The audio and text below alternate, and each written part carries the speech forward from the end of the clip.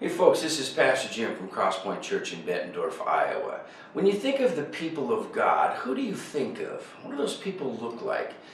What's their ethnicity or culture of origin? Where do they live? What's their level of income or education? How do they vote? Uh, if we're honest with ourselves, when we think of people, when we view and observe people, we tend to see them through the lens of our own biases and our own perspectives, don't we?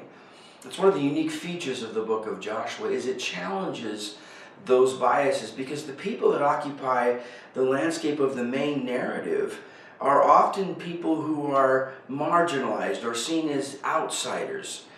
It's Rahab, who was a prostitute, a Canaanite, and a woman. In that culture, that'd be 3 strikes and you're out. It's the Gibeonites, who are a tribe of native Canaanites who tricked themselves into a covenant, a treaty with Israel and Israel's God. It's the daughters of Caleb and the daughters of Zelophehad who insisted on receiving the fullness of their inheritance, which was difficult for women in a male-dominated culture. It's Caleb himself who lived under the shadow of the great Joshua. And finally, at the end of the book of Joshua, it's Reuben and Gad, the tribes of Reuben and Gad, who, even though they had fought for years for the rest of the Israelites so that all 12 tribes could receive the fullness of their inheritance, were marginalized because they lived on the east side of the Jordan River, and the Jordan River was seen as the boundary for the true Israelites, the true people of God.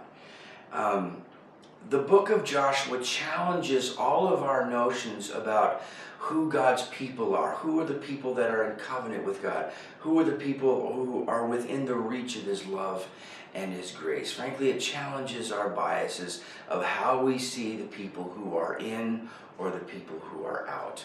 We're going to talk more about it this Sunday at 9:15 and 11, and I hope you can make it. You'll be glad that you did. Thanks for listening. I'll see you then.